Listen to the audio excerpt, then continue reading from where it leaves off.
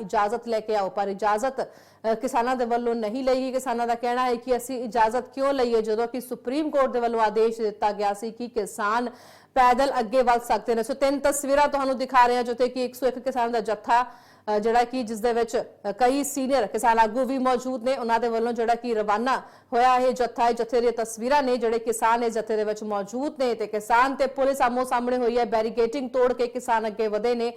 ਪਹਿਲਾਂ ਹਲਕੀ ਬੈਰੀਕੇਡਿੰਗ ਕੀਤੀ ਹੋਈ ਸੀ, ਉਹਨਾਂ ਨੂੰ ਤੋੜ ਕੇ ਕਿਸਾਨ ਅੱਗੇ ਵਧੇ ਨੇ। ਉੱਥੋਂ ਦੀ ਬੈਰੀਕੇਡਿੰਗ ਨੂੰ ਪਾਰ ਕਰਦੇ ਹੋਏ ਕਿਸਾਨ ਦੀ ਤਸਵੀਰਾਂ ਦੇਖੀਆਂ ਜਾ ਸਕਦੀਆਂ ਨੇ। ਦੂਜੀ ਤਸਵੀਰ ਦੇ ਵਿੱਚ ਜਿੱਥੇ ਕਿ ਝੰਡੇ ਫੜ ਕੇ ਇੱਕ ਦਿੱਲੀ ਵੱਲ ਕੂਚ ਕਰਨ ਦੇ ਲਈ ਕਿਸਾਨ ਅੱਗੇ ਵਧੇ ਨੇ। ਤੀਜੀ ਤਸਵੀਰ ਜਿੱਥੇ ਕਿ ਕਿਸਾਨਾਂ ਨੇ ਬੈਰੀਕੇਡਸ ਹਟਾਏ ਨੇ।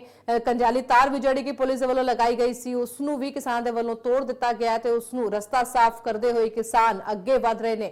ਪਰ ਹਰਿਆਣਾ ਪੁਲਿਸ ਦੇ ਵੱਲੋਂ ਜਿਹੜੀ ਕਿ ਪੱਕੇ ਤੌਰ ਤੇ ਬੈਰੀਕੇਡਿੰਗ ਕੀਤੀ ਗਈ ਹੈ, ਰਸਤਾ ਪੂਰਨ ਤੌਰ ਤੇ ਬੰਦ ਕੀਤਾ ਗਿਆ ਹੈ। ਉਸ ਤੋਂ ਬਾਅਦ ਕਿਸਾਨਾਂ ਨੂੰ ਅੱਗੇ ਵਧਣ ਨਹੀਂ ਦਿੱਤਾ ਜਾ ਰਿਹਾ ਹੈ।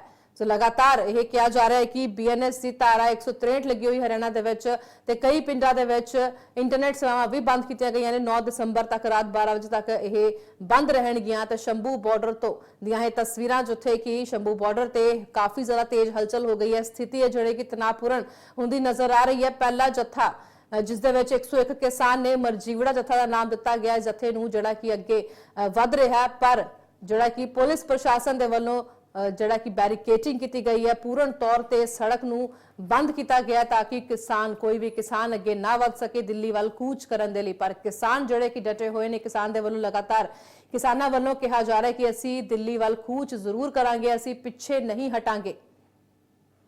हालांकि किसानों के वालों कहा गया कि 10 महीने तो असीं खज्जल खुआर हो रहे हैं। खनौरी बॉर्डर और शंभू बॉर्डर से जोड़ा कि धरना प्रदर्शन किसानों के वालों लगाया गया सी। उस दौरान सरकार के वालों, केंद्र सरकार के वालों साडे नाल कोई भी गलबात नहीं की गई, कोई भी सलाह मशवरा विचार वटांदरा नहीं किया गया। जो साडियां मंगां सी इस करके असीं अज कूच कर रहे हैं। कह रहे कि आगे नहीं जाना चाहिए, हमने धारा लगाई हुई है और पहले ही आप परमिशन दिखाइए।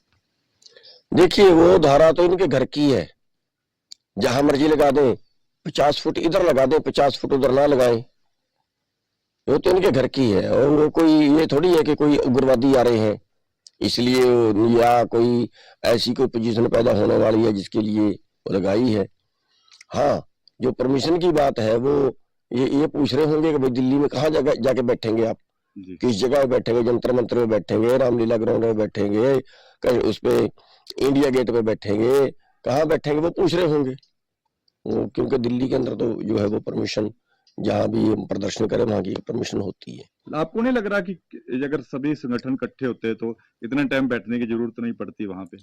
नहीं, देखिए ज्यादा जब लोग इकट्ठे होते हैं, सभी लोग इकट्ठे होते हैं तो उसका वजन तो ज्यादा बढ़ता ही है। और इस आंदोलन में भी सबको इकट्ठे होना चाहिए था, लेकिन उन्होंने इकट्ठे होना तो बहुत दूर की बात है, जो आप जाना चाहते थे उनको भी साथ में नहीं मिलाया, वो और गलत हो गया। डल्लेवाल का अनशन तो आज 11 दिन से भी ऊपर हो चुके हैं। नहीं, सरकार को सीरियस लेना चाहिए, जागना चाहिए, सरकार को बातचीत के जरिए सुलटाना चाहिए। उपराष्ट्रपति ने भी कहा है कि उन्होंने एक स्टेटमेंट दी है, परसों उन्होंने कहा है, वो कैसे देखते हैं आप? उसके पीछे तो मेरे को कहीं गड़बड़ लगती है, क्योंकि बीजेपी का एक आदमी है, बीजेपी का ने जो है बनाया है। अब या तो उसकी कहीं बीजेपी से गड़बड़ी शुरू होगी, किसी राजनेता से आपस में गड़बड़ी शुरू होगी, उसकी वजह से वो बोला है। क्यों?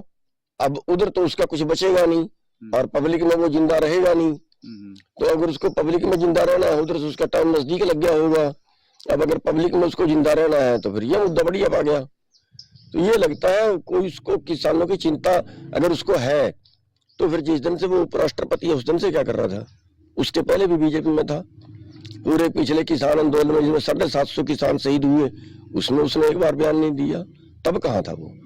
दूसरी तरफ नोएडा की बात करें, वहां किसान बैठे हुए हैं। किसान नेता रिकेश टिकैत को भी हिरासत में लिया गया था, गिरफ्तार किया गया। देखिए बिल्कुल सरकार वहां पे गलत कर रही है, धक्केशाही कर रही है किसानों के साथ। वो भी अपना अधिकार मांग रहे हैं। वहां पे जमीन अधिग्रहण का मैटर है, उसमें कुछ जो हिस्सा किसान को देना होता है उसका मैटर है, वहां के मुआवजे का मैटर है। तो उनको भी बुला के बातचीत करनी चाहिए। और ये जो सरकार है ना, ये पूंजीपतियों के साथ, कंपनियों के साथ मिलकर उनका फायदा करती हैं। और ये नहीं है कि जो जमीन उनसे अधिग्रहण की है उसमें सरकार को घाटा पड़ गया है, उसको तो गजों के हिसाब से बेचते हैं, बहुत महंगी बेचते हैं। कई जगह के तो ऐसे उदाहरण है कि किसान को दिया 10 लाख और उन्होंने कमाया 1 करोड़। तो ये सिस्टम ही गलत है। अगर कहीं कोई सिटी बसाना है या कोई कहीं सेक्टर काटना है तो उसमें तो होना ये चाहिए कि जितना खर्चा हो वो सरकार का हो जाए, वो खर्चा काट के जितने में वो बिके वो सारा पैसा किसान का होना चाहिए जब किसानों की जमीन पे बना रहे हैं उसको। तो हम उन किसानों के साथ में हैं और जरूरत पड़ेगी तो हम उन किसानों का सहयोग भी करेंगे। उस पे तो मैं एक वीडियो भी डालने वाला हूँ। अगर अगर तनाव की स्थिति बनी हुई है, इसको लेकर अगर कुछ होता है, अगर आते हैं आगे, तो गुरनाम सिंह चुड़ूनी का अगला कदम क्या होगा? वो साथ जाएंगे या नहीं जाएंगे? देखिए नहीं, साथ तो हम तब जाएंगे जब वो बुलाएंगे, बिना बुलाए हम साथ में नहीं जाएंगे। क्योंकि फिर वही चीज होती है कि अगर कुछ गलत हो गया हमारे जाने से तो उसका बड़ा पकड़ा हो जाएगा। और फिर जब उन्होंने कही दिया कि नहीं हम उन लोगों को तो लाएंगे नहीं जो कहीं राजनीतिक विचारधारा के हैं, तो फिर ऐसे जबरदस्ती जाना बनता भी नहीं ना।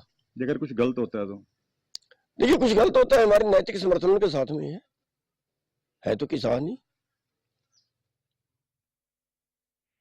और लो सिंपल ठीक है।